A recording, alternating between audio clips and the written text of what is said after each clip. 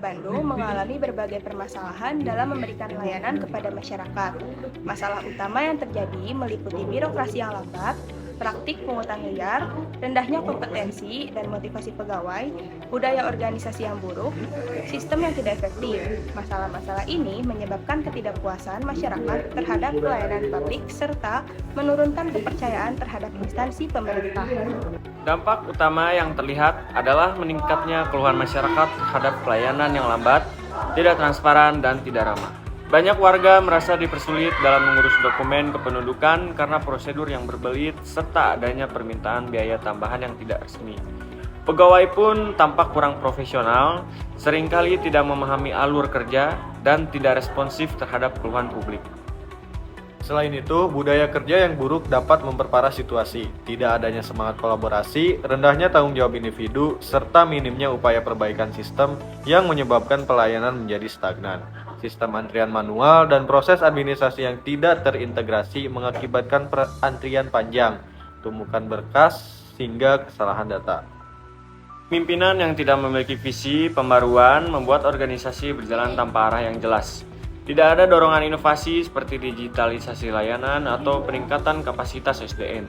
Hal ini menyebabkan masyarakat semakin kehilangan kepercayaan terhadap institusi yang ditunjukkan dengan meningkatnya praktik percaloan serta kecenderungan menghindari jalur pelayanan resmi.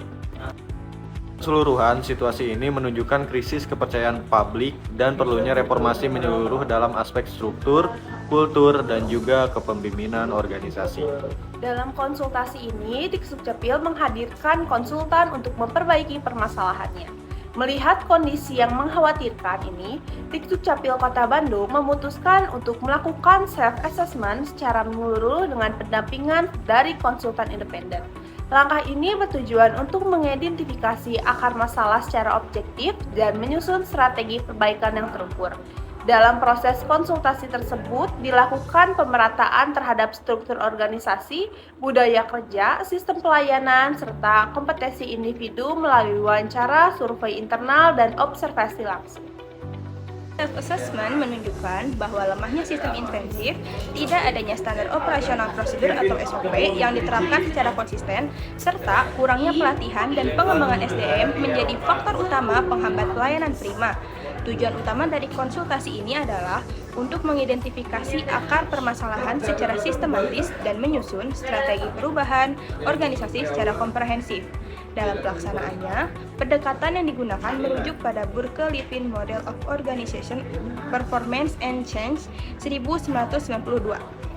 Model Burke-Lewin membagi penyebab di fungsi organisasi ke dalam dua level perubahan, transformasional dan transaksional.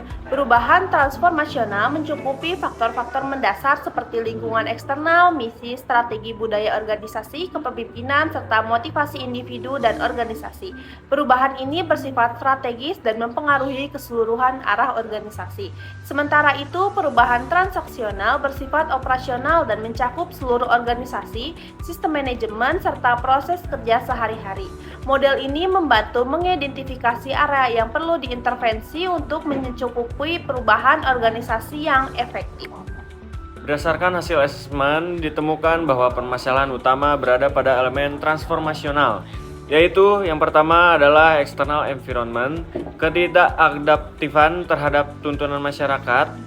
Contoh kelemahannya adalah masyarakat menuntut layanan online 24/7, namun Disdukcapil masih mempertahankan sistem konvensional dengan jam kerja terbatas seperti dari jam 8 sampai jam 3 sore.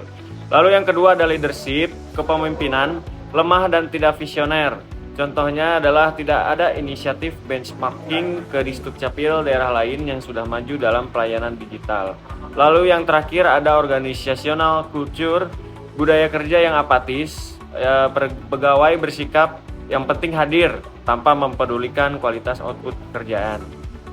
Sementara pada aspek transaksional ditemukan pula kelemahan-kelemahannya. Yang pertama di struktur pembagian kerja dan koordinasi. Contohnya seperti petugas loket KTP dan KK tidak memiliki pembagian tugas yang jelas sehingga satu petugas menangani semua jenis dokumen tanpa spesialisasi. Dan kedua ada sistem policies and procedure, SOP dan sistem antrian. Contoh kelemahannya yaitu pada waktu pelayanan permohonan tidak terstandarisasi bervariasi dari 15 sampai 60 menit untuk kasus yang sama. Yang tiga, ada manajemen praktis atau pengawasan dan komunikasi.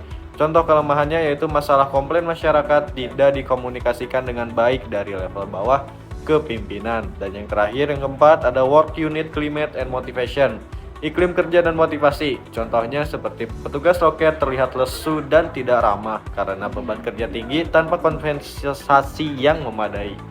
Keseluruhan elemen tersebut, konsultan menyarankan reformasi struktural dan kultural sebagai prioritas utama, diikuti oleh peningkatan kapasitas SDM, penerapan teknologi informasi untuk digitalisasi layanan, serta penguatan kepemimpinan yang mampu menggerakkan perubahan. Hasil asesmen ini kemudian digunakan sebagai dasar dalam penyusunan roadmap transformasi organisasi. Dengan demikian, dengan pendekatan sistematis berdasarkan model Berkulit-Win, Dikduk Capil Kota Bandung diharapkan mampu melanjutkan perubahan yang berkelanjutan serta dampak yang nyata baik secara internal organisasi maupun dalam perspektif publik terhadap pelayanan pemerintahan.